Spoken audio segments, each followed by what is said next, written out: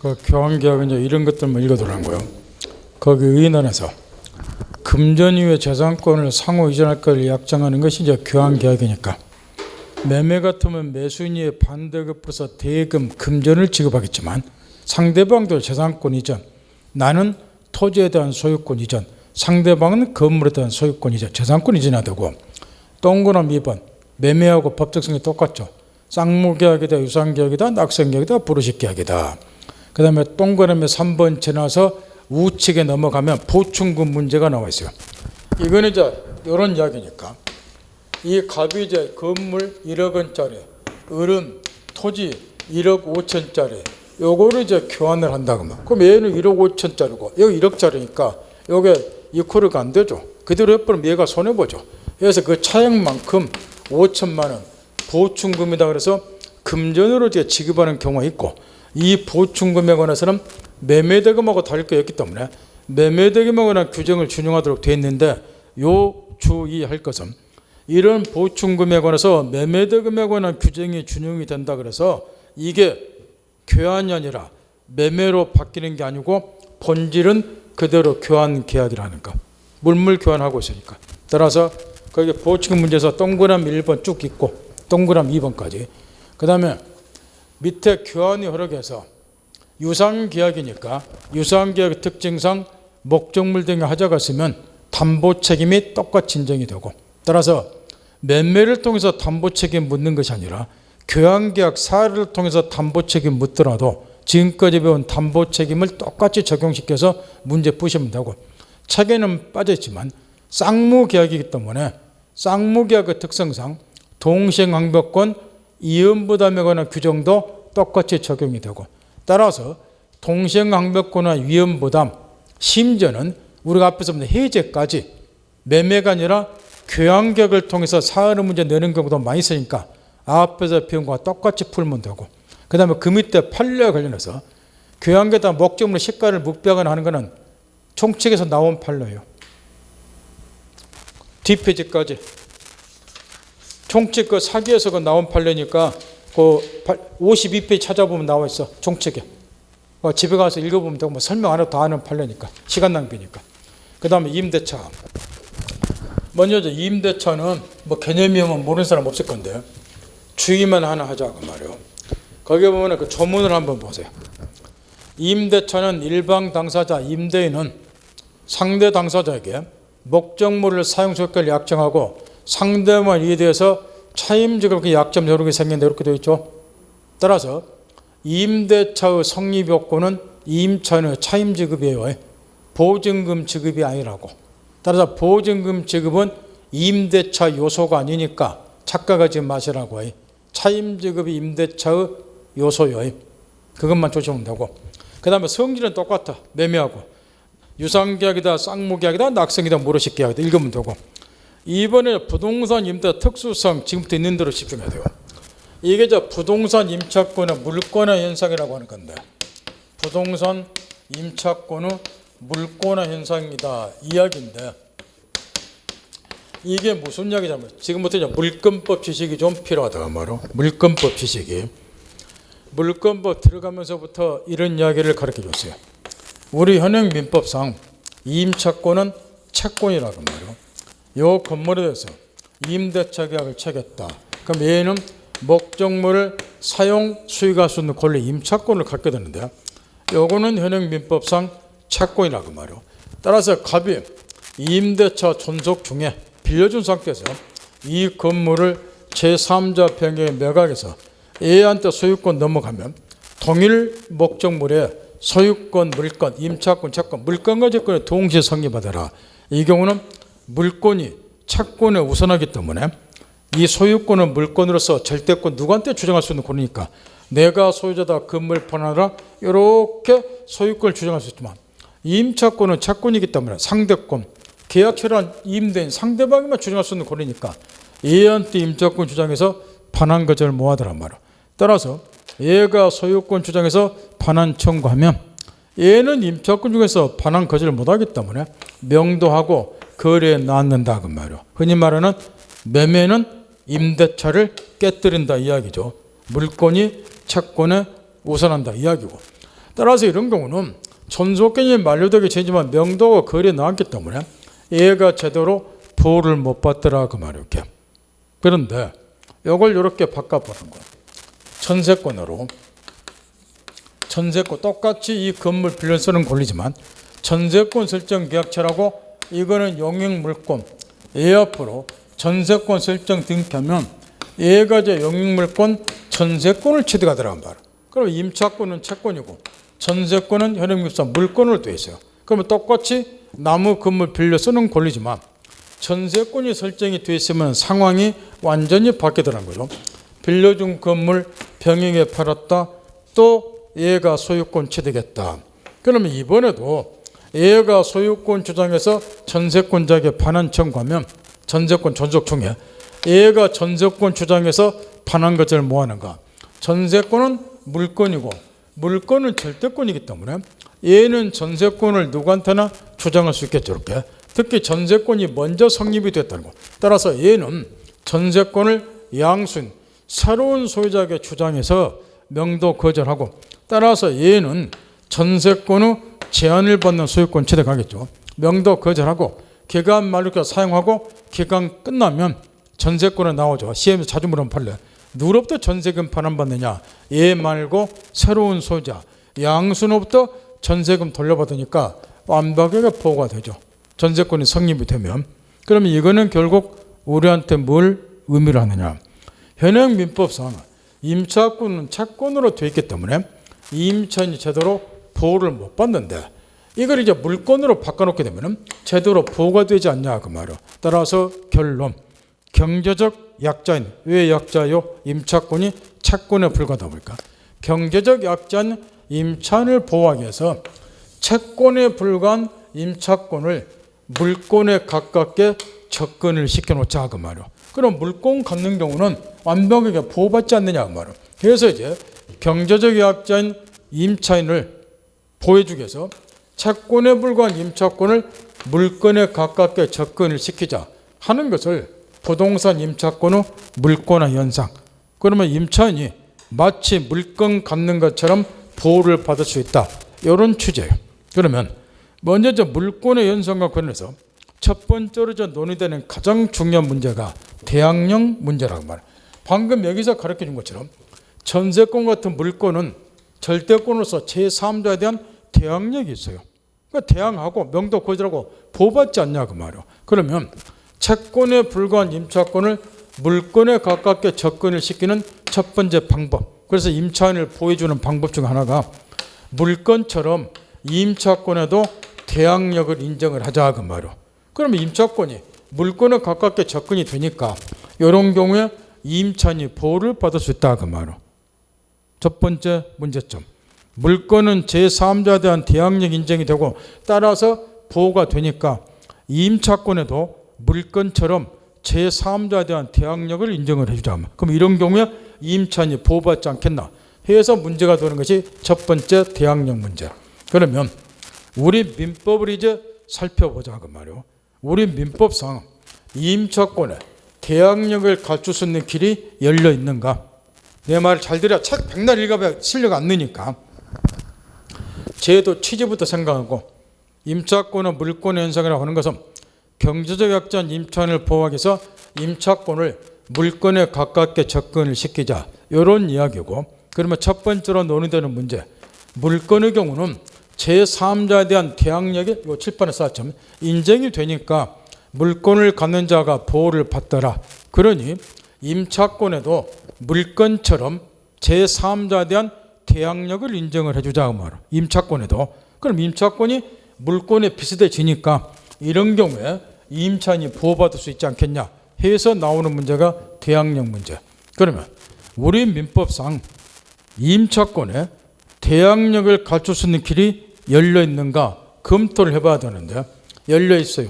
시간 중에 자주 언급은 첫째 민법 621조. 621조를 보면 이렇게 되어 있다고 말이에요. 반대의 약정이 없으면 임차인은 부동산 임차인은 임대에 대해서 임차권 등기에 협력해 달라고 청구할 수 있다. 따라서 임대인의 협조로서 지겹도록 물건층에 가르쳐준 조문이에요.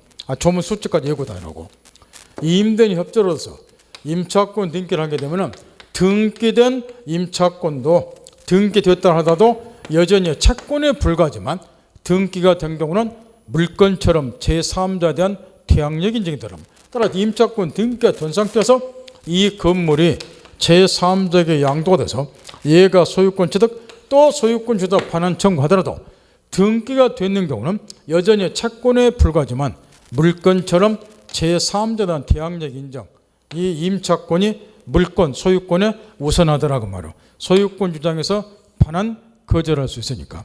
여기 이제 621조니까 분명히 임차권에 물건처럼 대항력을 갖출 수 있는 길이 열려는 있는데 이 규정이 한 가지 단점이 있더라고 말이에요. 반대 약정이 없으면 등기협조도 청구하니까 임대인 쪽에서는 가급적이면 등기 협조를 안 해주더라. 반대 약정을 맺어버려. 임차권 등기했다라면 안 빌려준다 이렇게. 따라서 임대인이 협조를 둬서 임차권 등기하는 거는 상당히 어렵다. 따라서 621조가 별로 실용성은 없다는 거죠. 그래서 두 개 된 것이 전문 숫자 내고 다니세요.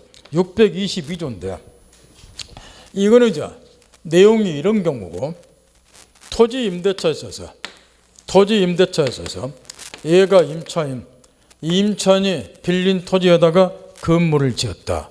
그런 다음에 토지 임차인이 이 축종 건물에 대해서 소유권 보존 등기를 했다. 이 건물은 내 거니까 내가 보존 등기는 단독으로 등기하면 되고 등기를 했다. 그러면 토지 임차권에는 설명드려야 돼요. 토지 임차권에는 등기한 적이 없고 이 건물에만 등기를 했음에도 불구하고 토지 임차권에 등기한 것처럼 대항력이 인정이 되더라고 말이에요. 이 경우도. 근데 이 경우는 임대인 협조를 전혀 얻을 필요가 없어요. 내가 빌린 토지에 건물 짓고 이 건물에서 보존 등기를 나 혼자 해도 되니까 등기를 하면 토지 임차권의 대항력이 생기더라는 거예요. 그래서 이 경우는 이 사례가 시험에 워낙에 출제가 돼요. 임대인 협조를 얻지 않고 토지 임차권의 대항력을 갖추는 길인데 이거는 토지 임대차야 되고 임차 토지의 임차인이 건물 축조해야 되고 이 건물에서 등기해야 되고 이런 경우 안에서 622조가 실용성이 있기 때문에 실무상으로는 이 규정도 시험에는 사례로 엄청 나오지만 별로 효용가치가 없다는 거야. 그래 우리 민법만 가지고는 분명히 민법상 임차권의 대항력 갖출 수 있는 길이 열려는 있으나 이게 별로 효용가치가 없다는 거야. 그래 이제 민법만 가지고는 임차인 보호에 미흡하더라. 빌려준 건물을 제3자가 매가 될 수 있는 임차인 제대로 보호가 안 되기 때문에 따라서 어쩔 수 없이 각종 특별법까지 제정이 되어 있고 해서 이제 이게 주거용 건물인 경우는 임차인이 임차권 등기를 굳이 하지 않더라도 인도받고 그 다음에 주민등록신고를 하면 그 다음 날부터 임차권의 대항력이 생기고 따라서 그 이후에 주택이 제3자에게 양도해서 소유권 취득, 소유권 주자 반환 청구하더라도 임차권 가지고 반환 거절, 기간 끝날 때까지 사용하고 기간 끝나면 새로운 소유자로부터 보증금 돌려받고 완전히 보호가 되고 이게 영업용 건물인 경우는 인도받고 사업자 등록 신청하면 또 그 다음 날부터 대항력이 생기고 이런 경우는 임대인 협조를 필요로 하지 않고 임차인 단독으로 대항력 갖추는 길이 특별법에 규정이 됐다는 거죠. 그래서 이제 민법만 가지고는 임차인 보호에 미흡하니까 특별법까지 제정이 됐다. 이런 소토리야. 이게 비교적 이 부분도 잘 써놨어. 474페이지부터 75페이지까지 동그라미 B번에 특별법상의 대항력 문제까지 제대로 써놨으니까 이런 거는 좀 잘 써놨어요. 나름 읽으면 되고 그냥 무조건 읽으면 안 되니까 요 줄거리 생각하면서 읽으라고. 무조건 읽어보면 실력이 안 늘어요. 책에는 얼추 다 써놨어. 민법상의 대항 621조, 622 다 써졌고 특별법 대항도 써졌는데 생각 없이 읽으면 실력이 안 느니까 이 줄거리를 이해하고 읽으시라고 말이에요. 그런 다음 두 번째 문제, 제3자 침해에 대한 배제 문제. 이것도 이제 물권법 지식을 또 떠올리라고 말이에요. 어차피 임차권의 물권 현상은 경제학자 임차인을 보호하기 위해서 임차권에 불과한 임차권을 물권에 가깝게 접근을 시켜서 보여주자 그 얘기니까. 또 물권법 기초지식이 필요하다고 말이에요. 우리가 물권법 기초로서 이런 거를 물권법 총론 부분에서 지겹도록 공부를 했어요. 지겹도록. 갑이 토지 소유자다. 을이 토지를 빌려서 지상권을 취득했다. 지상권도 영역물권. 지상권 설정을 저 등기를 했다. 토지 사용권이 얘한테 있다는 거예요. 근데 이제 제3자 병이 이 토지 위에 무단으로 건물을 지었다. 그러면 을의 지상권 물권을 침해했어요. 그럼 물권은 절대권이기 때문에 지상권을 누구한테나 주장할 수 있어요. 얘한테도 내가 지상권자 토지 사용권 가지고 있다 주장할 수 있고, 그러니 제3자의 이러한 침해 상태에 있게 되면 제3자의 침해 상태보다도 당연히 보호가 돼야죠. 그래 인정이 되는 것이 물권적 청구권이라고 말해요. 물권이 침해를 당하게 되면 그 침해 상태에 재개달라 청구하는 권리가 물권 청구권이죠. 그러면 얘가 무단으로 건물 지어서 을의 지상권 침해하면 지상권은 물권이기 때문에 지극히 당연하게 지상권에 기한 지상권을 주장해서 방해제거 청구, 건물 철거 청구하겠죠. 따라 이러한 제3자 침해 상태가 있으면 제3자 침해 상태로부터 물권 갖는 자는 물권적 저권 행사함으로써 즉시 보호받을 수 있다 그 말. 그렇다고 보면 채권에 불과한 임차권에도 물권처럼 물권적 청구권을 임차권에도 인정을 해주자 그 말이에요. 그러면 채권에 불과한 임차권이 물권에 가깝게 접근이 되니까 제3자 침해 상태로부터 임차인도 보호받을 수 있지 않겠냐. 그래서 두 번째로 나오게 된 것이 제3자 침해에 대한 배제 문제인데, 이걸 지상권이 아니라 임차권으로 바꿔보라고 말이에요. 임차권은 채권에 불과해요. 토지 사용권 물론 A한테 있어요. 그래서 제3자 병이 여기에 무단으로 건물을 지었다. 당연히 임차권을 침해했어요. 그럼에도 불구하고 임차권은 채권에 불과하기 때문에 원칙 물권의 조건 인정이 안 되죠. 임차권을 A한테 주장 못하기 때문에 이자의 침해 상태로부터 보호받을 수 없다고 말해요. 따라서 얘는 제3자에 대해서 내가 임차권을 가지고 있다. 그러니 건물 철거하라. 임차권에 기한 방해제거 조건 행사 뭐한다고 말해요. 물권적 조건은 물권으로부터 나오는 권리지 채권의 경우는 물권 조건 인정이 안 되니까 물권이 침해할 때 물권 조건 인정이 되는 거예요. 그래서 이런 제3자 침해 상태가 있으면 요 임차인이 보호를 못 받는다 그 이야기야. 따라서 이 경우에도 요 임차인에게 물권처럼 물권적 청구권을 인정해 주면 이런 제3자 침해 상태부터 보호가 되니까 임차권이 물권에 가깝게 접근이 되는 셈이다. 그런 이야기인데, 그러면 임차권에 물권적 조건이 인정될 수 있는가? 이걸 살펴봐야 되는데 있어요. 아까 가르쳐준 621조 등에서 이임된 협조를 얻어서 임차권 등기를 하게 되면 이런 등기된 임차권은 여전히 채권이지만 물권처럼 제3자에 대한 대항력이 있다고 그랬죠. 따라서 제3자 병이 여기에 무단으로 건물 지어서 임차권을 침해했다. 그럼 아까 등기가 안 된 경우는 임차권을 주장해서 철거 청구를 못하지만 물권 청구 인정이 안 되죠.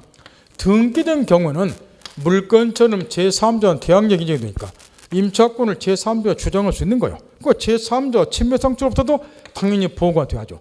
따라서 이런 대항력을 갖춘 등기된 임차권의 경우는 제3자 침해 상태가 있으면 임차권에 기한 방해제거 청구, 철거 청구를 해서 제3자 침해 상태로부터 임차인이 보호를 받을 수 있다. 그런데 이 경우도 마찬가지란 거예요.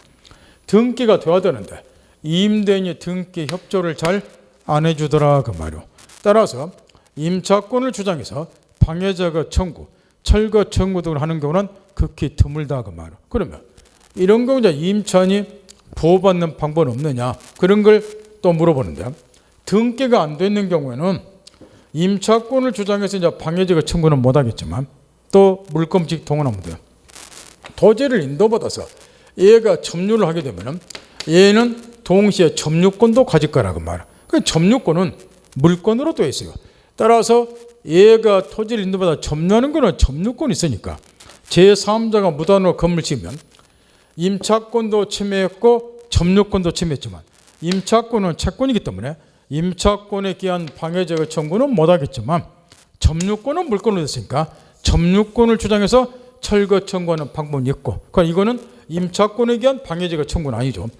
또는 이런 방법을 행사하는 방법도 있고, 제3자 병이 묻어놓은 건물 지었을 때 이거는 이제 이 임대인이 소유자고 소유권은 물건이에요. 물건. 따라서 임대인이 얘한테 소유권은 물건이니까 소유권에 기한 방해제거 저권 행사를 해서 건물을 철거시켜 줘야 되는데 왜 그러느냐?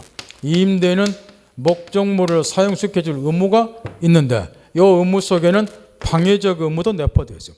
제3자가 임차권을 방해하면 임차인이 사용을 못하기 때문에 사용시켜 줄 의무를 이행하려면 방해를 제거시켜 줘야죠.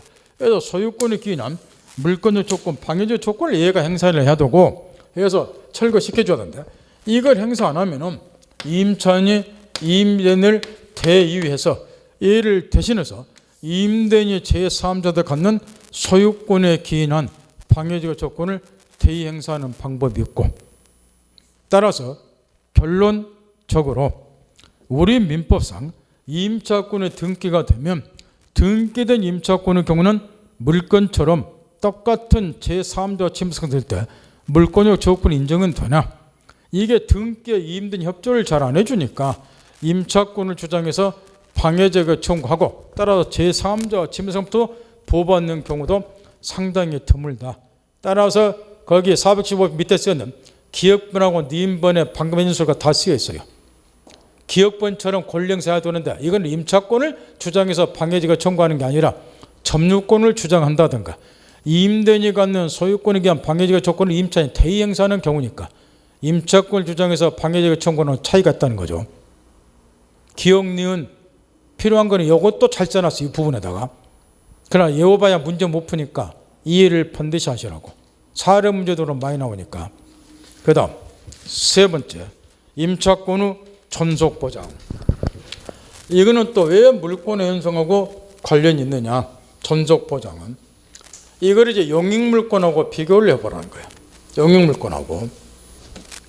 지금 용익물권이 나무 부동산 빌려 쓴다는 점에서 지금 우리가 배우고 있는 임차권하고 비슷한 건데 나무 거 빌려 쓴다는 점에서, 근데 용익물권의 경우 존속기간, 용익물권은 나무 부동산 빌려 쓰는 권리니까 존속기간이 의외로 중요하다고 물권법 시간에 몇 번 내주셨어요. 재산권이 있고 여기에 지역권이 있고 전세권이 있다. 그러면 여기 재산권하고 지역권은 최장기의 제한이 없어요.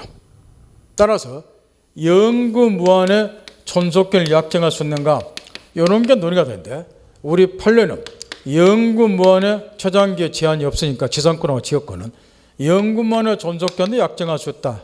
시험에서 누구나 맞추라고 내주죠. 영구 존속권이 약정할 수 있고 전세권만 최장기가 10년으로 제한이 돼 있어. 이렇게 요거는 10년으로, 요 위에 두 개는 최장기 제한이 없고 영구만 존속권 약정할 수도 있고. 이거는 뭘 의미하느냐? 똑같이 나무 부동산 등을 빌려 쓰는 권리지만 용익물권이 설정이 되면 최장기 제한 등이 없고 전세권도 비교적 장기죠. 오랫동안 나무 부동산을 마음 놓고 빌려 쓸 수 있구나. 이걸 우리한테 알려주고 있다고 말이야. 그러면 임차권을 물건에 가깝게 접근시키는 방법 중 하나, 물권 현상 중 하나. 물권의 경우는 존속기간이 엄청나게 장기니까 임차권의 경우도 존속기간을 장기로 하자 그 말이야. 그러면 물건처럼 빌려 쓰는 임차인이 오랫동안 나무꾼 빌려 쓰니까 임차인이 보호받지 않겠나 해서 나오게 된 것이 존속보장이에요. 용익물권의 경우는 비교적 존속기간이 장기니까 임차권도 존속기간을 물건처럼 장기로 함으로써 임차인을 보호를 해주자 그 말이에요. 그러면 우리 민법을 검토를 해보자 그 말이에요. 우리 민법의 경우는 옛날에는 2016년 이전까지는 최장기의 제한이 있었어요. 20년으로 임대차가. 근데 이게 지금 헌법재판소 위헌 결정을 받아가지고 지금은 최장기의 제한이 임대차고는 없다 그 말이야. 최장기 제한이. 그러니 존속기간 장기만 놓고 보면은 영육물권하고 비슷해요. 최단계 제한이 이제는 없어졌기 때문에. 그러니 존속 보장만 놓고 보면은 어느 정도 물건에 가깝게 접근이 되어 있다는 거예요. 그러면 임차인이 나무 부동산을 마음 놓고 빌려 쓰냐? 현실은 그게 아니라는 거예요. 오히려 임차인을 보여주려면 최단기를 제한하는 것이 더 바람직하다 그 말이에요. 왜냐? 최소한도 기간이나마 임차인이 맘 놓고 나무 물건 빌려 쓸 수 있도록 보호를 해줄 필요가 있기 때문에. 근데 불행하게도 최단기는 이제 제한이 없어졌으니까 물건에 가깝게 접근이 됐는데 이것만 갖고는 임차인이 보호가 안 된다는 거야. 오히려 최단기를 제한함으로써 최소한 몇 년 이상 이렇게 임차인 보호가 되는데 민법에는 최단기 제한이 안 됐다는 거예요. 그러니까 하루짜리 임대차도 가능해요. 그래서 어쩔 수 없이 특별법에서 주택임대차법에서는 최단기 2년 이상, 상가금리자법에서는 최단기 1년 이상으로 하라. 최소한도 임차인의 존속을 보장해 주자. 존속 기간을. 그래서 최단기는 특별법에서 제한을 하고 있기 때문에 우리 민법만 놓고 보면은 임차권의 존속을 보장함으로써 약자인 임차인을 보호주자고 이야기를 하는데 임차인 보호에 미흡하다. 그래 특별법까지 제정이 돼 있어. 특별법에서 최단기를 제한했다. 이런 이야기가 거기에 쓰여 있고 거기에 동그라미 기억 최단기 제한이 없다. 그래서 니은번 특별법에 제한이 되었다. 그 이야기야. 무조건 그거 모르는 사람은 대한민국 없으니까 그거 애구란 소리 아니고 줄기 잡으면서 읽으라 그 이야기요. 그래야지 특별법까지 뭐가 좀 연결이 되니까. 그 다음에 하나 빠져있는 것이 통상이자 부동산 임차권 물권 현상에서 네 번째로 논의되는 문제가 임차권의 처분 문제인데 처분의 자유를 인정해 줄 필요가 있지 않느냐 요 이야기인데 왜 그러느냐. 임차인이 나무꾼 빌려 쓰게 되면 보증금 등을 비롯해서 수많은 돈이 투하가 돼요. 그러면 임차인이 이런 투하 자본을 용이하게 해소할 수 있는 길을 좀 열어줄 필요가 있다 그 말이에요. 그러면 이게 왜 물권 현상과 관련이 있느냐. 물권은 특징이 처분의 자유가 인정이 되는 거예요. 처분의 자유가. 그러면 영육물권 같은 경우 전세권이자 설정행위에서 양도를 금지시키면 양도를 못하지만 양도 금지 특약이 없으면 전세권도 자유롭게 양도할 수 있죠. 지상권 같은 거는 당연히 자유롭게 처분을 하고 그러면 이래야 전세권과 지상권 등을 자유롭게 제3자에게 양도함으로써 설정자와 동의 없이 자기가 투한 자본을 쉽게 해소를 해요. 이렇게. 근데 임대차 경우도 그러면 이 건물에 대해서 보증금 1억을 주고 임대차 계약책을 얘가 임차권을 치르겠다. 존속 기간이 만료되기 전에 보증금 돌려받고 거주전하고 싶다 그 말이야. 근데 이럴 때 이 1억 원 보증금 투하 자본을 간단히 해소하는 방법은 뭐냐? 임차권을 제3자에게 양도하는 방법이에요. 양도해서 이제부터 보증금 해소하고 거주전 하면 돼요. 이렇게. 그래서 이제 임차권의 물건처럼 처분의 자유를 인정해주면 임차권이 물건에 가깝게 접근이 됨으로써 임차인이 투하 자본을 용이하게 해소한다. 특히 이런 게 이사 갈 때 아주 편리하다 그 이야기인데 우리 현행 민법을 보면 임차권의 경우는 처분의 자유가 인정이 안 돼요. 생활상수도 알고 있겠지만 임대인의 동의 없이는 무단 임차권을 양도, 전다는 것은 허용이 안 된다 그 말. 근데 이거는 나름 이유는 있어요. 임대차 계약이 계속적 계약이라고 말이에요. 계속적 계약은 당사자와 상호간의 신뢰관계가 중시가 돼요. 맞고 말하면 임대인은 건물을 요 임차인에게 빌려줄 때 아무나 빌려주는 거 아니에요. 내 전재산은 마찬가지로 건물은 이를 믿을만 하니까 건물 빌려주는 거 이렇게. 근데 지 맘대로 임차권을 양도 전대를 해버리면 나하고 일면식도 없는 제3자가 내 건물을 사용한다 그 말이야. 그럼 두 사람 사이 신뢰관계가 깨뜨려지는 거야. 그래서 임차권 양도 전달 때는 임대인의 동의를 따라 계속적 계약 특성상 일이 되어 있어요. 따라서 임차권의 경우에 처분의 자유는 물건처럼 인정이 안 돼요. 따라서 존속권이 만료되기 전에 임차인이 만약 주거용 같으면 거주는 하고 싶다. 그러면 임대인한테 사정할 수밖에 없어요. 합의 해지하자. 기간 만료되기 전이지만 나 이러한 이유 때문에 이사 좀 가고 싶다. 요리해야 된다 그 말. 처분적 인정이 되면 그럴 필요가 없는 것이고. 그래서 총체적인 결론. 경제적 약자한 임차인을 보호하기 위해서 채권에 불과한 임차권을 물건에 가깝게 접근을 시키자. 그래 임차인을 보호해주자 해서 논의되는 문제가 부동산 임차권의 물권의 현상인데 여러 가지 것, 총 4가지 거를 분석해 본 결과 우리 민법상 임차권은 물건에 가깝게 접근이 되는 것이 아니고 아직은 거리가 멀더라 그 말이에요. 따라서 우리 민법만 가지고 임차인 보호에 미반이니까 어쩔 수 없이 각종 특별법이 제정이 돼서 특별법을 통해서 임차인을 보호해주고 있다. 이게 기본 출발이에요. 이런 걸 염두에 두고 그 부분을 읽으라면. 그러면 이제 민법 임대차 특별법 관계가 어느 정도 가닥에 선다 그 말이에요. 그러니까 줄기 잡는 게 중요하지 그 책에 책해놓고 책에 있는 거 외우는 게 중요한 게 아니란 소리예요. 그다음 임대차 성립은 집에서 읽으면 되고 그 다음에 임대차 효력에서 거기 이제 첫 번째 존속기간이 이제 문제가 되는데 거기 첫 번째는 651조 삭제 이렇게 되어 있죠. 잤나요? 요게 옛날에는 아까 말한 것처럼 최장기 20년이 제한이 됐었어요. 임대 존속기간 20년을 초과하면 안 된다. 이랬던 것이 2013년도 12월 26일 날 헌법재판소에서 이 조항이 유형 결정을 받았어요. 임대인의 사유재산권을 과도하게 침해하고 계약 자유 원칙에 의해서 존속기간은 자유롭게 정할 수 있어야 되는데 존속기간을 왜 제한을 하느냐. 그래서 계약자 원칙을 침해를 했고 등등의 이유로 헌법재판소 유형 결정을 받았어요. 그럼 유형 결정이 내려진 조문은 그 당일로부터 효력을 상실해. 따라 651조가 2013년 12월 26일자로 효력을 상실했기 때문에 그 다음에 2016년도에 이 조항을 삭제를 해버렸어요. 그래서 지금은 최장기 제한이 없어졌다는 거예요. 설명드려야 돼. 여기까지 알아듣나요? 근데 또 중요한 게 하나 빠져있어. 이 새끼 잘 쓰다가 이러니까 또 짜증이 확 솟구쳐. 651조 1항이고 지금 그 밑에 보면 묵시갱신이 바로 나왔죠. 가르친 2번에. 근데 묵시갱신은 당사자 합의 없이 자동갱신이 되는 경우야. 근데 존속기간이 만료가 되면 당사자의 합의에 의해서 갱신하는 것도 얼마든지 가능한데 이 말 알아듣겠나요? 묵시갱신 틀려요. 이건 당사자 뭐가 있어야 되는 거요? 합의에 의해서.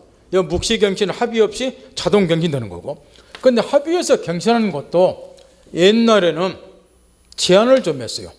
이게 아주 중요했는데 갱신한 날로부터 10년을 초과하면 안 된다. 기간이 갱신할 때는 요게 이제 합의한 갱신을 경고했는데 이 조항도 동시에 삭제가 됐어. 왜 삭제가 됐느냐? 651조 1항 최장기 20년을 초과하지 못한다. 이 규정이 삭제가 되어버리다 보니까 갱신할 때는 10년을 넘어서는 안 된다. 이것도 필요가 없어진 거예요. 동시에 삭제가 되어버렸어.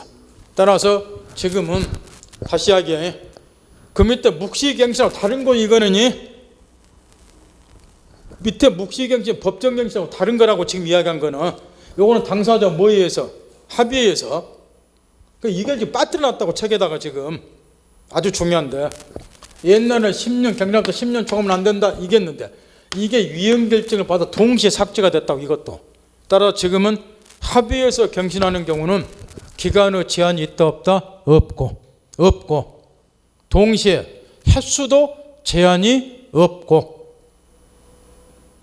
갱신 기간도 제한이 없다는 거예요 지금은. 따라서 합의한 갱신은 자유롭게 갱신할 수 있고 갱신된 임대차 존속기간 제한도 없고 횟수에도 제한도 없고. 왜 그걸 뺐다는 말이야. 그것도 유형결정과 같이 삭제가 됐는데. 내 말 다 이야기했어요 지금. 집중 좀 하시고. 알아줬어요 그 정도만. 그런 다음에 이제 묵시갱신 넘어가라 그 말. 법정갱신. 요거는 이제 요 합의가 필요 없이 이런 경우를 말한다는 거예요. 임대차 존속기간이 만료가 됐어 그렇게. 만료가 되면 임대는 임차인에게 보증금 돌려주고 목적물 반환받으면 되는데 만료됐음에도 불구하고 임차인이 목적물을 계속해서 사용 수익하고 있다는 거예요. 근데 상당한 기간 내에 임대인이 이의제기를 안 해요. 보증금 줄게 목적물 돌려달라든가 뭐 이의제기도 안 하더라고. 이의제기 안 했다 그 말은 무슨 말이요? 계속 빌려줄 의사가 있다 그런 의미죠. 따라서 상당 기간 내에 이의제기 안 하면 전 임대차와 동일 조건으로 계약은 자동갱신. 이건 합의가 필요 없는 거예요. 자동갱신. 요게 그 밑에 묵시갱신, 법정갱신 제도라고 말이에요. 물론 이 경우에 전 임대차와 동일 조건으로 계약은 자동갱신으로 보지만 존속기간은 전 임대차와 동일한 게 아니고 기간을 정하지 아니한 임대차로 봐요. 그러면 기간을 정하지 아니한 경우는 뒷페이지 넘겨보세요. 635조 조문 좀 외워둬야 돼. 뒷페이지 나와 있잖아요. 조문. 뒷페이지 478페이지 630조 조문 좀 외워두셔야 된다고. 존속기간 약정하지 아니한 경우는 얼마 전에 조건 기한에서도 가르쳐줬다 했대요. 부동산인 경우 부동산인 경우는 임대인이 해지 통고를 하면 임차인이 통고받는 날로부터 몇 개월이 지나야 되고 그 앞에 토지건물 기타 공작물을 싸잡아서 부동산 그렇게 생각하면 돼요. 임대인이 통고할 때는 6개월이 지나야 돼요. 임차인 해지 통고하면 1개월이에요. 동산까지 굳이 외울 필요는 없지만 이런 걸 해지 기간이라고 하는 거예요. 따라 존속기간 정하지 않은 거는 해지 통고를 하고 그럼 해지 기간이 경과해야지 임대차는 종료가 되는데 이 해지 기간을 두는 이유는 내가 설명 안 해도 왜 두는지는 알겠죠. 이제 법공부 그 정도 한 서너 달 했으면 설명 안 해도 이런 걸 알아듣을 거 아니냐 말이야. 집에 가서 생각해보고. 그 다음 중요한 거는 밑에 동그라미 3번 보세요. 특별법은 이거하고 달라요. 주택임대차, 상가임대차 경우는 기간을 정하지 않으면 주택임대차는 최단기 2년으로 보고 상가임대차는 1년으로 보죠. 특별법은 다르잖아요. 그 다음 단기임대차 밑에 기간은 시험에서 아무게 외울 필요 없고 요거 하나만 여기까지만 공부하고는 끝내자 말이에요. 이 단기임대차는 뭘 말하냐면 그 기간은 시험에 안 나오니까 외울 필요 없고 우리가 민법 총칙 공부할 때 대리를 한번 떠올리세요. 대리를 이게 시험에서 대리 기초문제로 많이 나온다고 엄청 주제를 시켜줬어요. 요 갑이 건물 소유자 분명히 대리권을 수여한 것은 명백하다 그 말이요. 근데 수권행위를 아무리 해석해보더라도 뭐 하라고 대리권 줬는지를 모르겠더라. 이런 대리인을 우리는 권한이 불분명한 임의대리인 거라고. 이런 권한이 불분명한 임의대리인도 있을 수가 있으니까 그러면 이런 애들은 본인을 위해서 뭘 대리할 수 있는가 이런 게 문제가 되다 보니까 아예 조문 숫자 내오라고 그랬죠. 118조에다가 다음과 같은 보충 규정을 하나 두고 있더란 말이야. 이런 권한이 불가한 임의대리인은 보존행위는 제한 없이 대리할 수 있다. 그러나 이용, 개량행위라고 하는 것은 대리 목적인 물건이나 권리의 성질이 변하지 않는 법상 허용이 된다. 그러니까 여기 18조에서 118조에서 빠졌는가? 처분행위 이거는 할 수가 없다 그 말. 따라서 권한이 불가한 임의대리는 이런 본인 소유 부동산을 임대하는 것은 허용은 되나 이용행위니까 매각 처분하는 것은 허용이 안 된다 그 말. 따라서 이런 권한이 불가한 임의대리인한테는 처분 권한은 없죠. 근데 뭐는 할 수 있어요? 임대는 할 수 있잖아. 이용행위로서. 그러면 이 권한이 불가한 임의대리인처럼 처분 권한이 없는 자가 임대차를 하는 경우에 만약에 존속기간이 20년, 30년 이런 장기 임대차를 해버리면 사실상 목적물을 제3자에게 처분하는 거하고 다를 것이 없지 않냐 그 말이요. 따라서 권한이 불가한 임의대리인처럼 처분 권한이 없는 자가 임대할 때는 얘도 임대는 할 수 있으니까 임대차가 이용행위에 해당이 되죠. 임대할 때는 존속기간을 대폭 짧게 줄여야 된다. 그거를 단기임대차 그래. 따라서 공부 못한 사람 주택증은 478페이지가 조문 619조 이런 조문 기간을 외우고 앉았는데 시험에 안 물어봐. 그것이 뭘 이해하셔야 돼? 권한이 불분명한 임의대리인 가지고 이해해야 된다는 거예요. 118조에 총책 계율이 떠올리면서 권한부가 임의되는 경우는 이용행위로서 임대차는 할 수 있으나 처분 권한은 없다. 그러니까 이런 자가 임대차 할 때는 장기 임대차를 하게 되면 사실상 목적물을 처분하는 것과 다를 바가 없기 때문에 단기 임대차만 허용이 된다. 이걸 이해를 하라고 말이야. 기간은 시험에 안 나오니까. 오늘 여기까지요.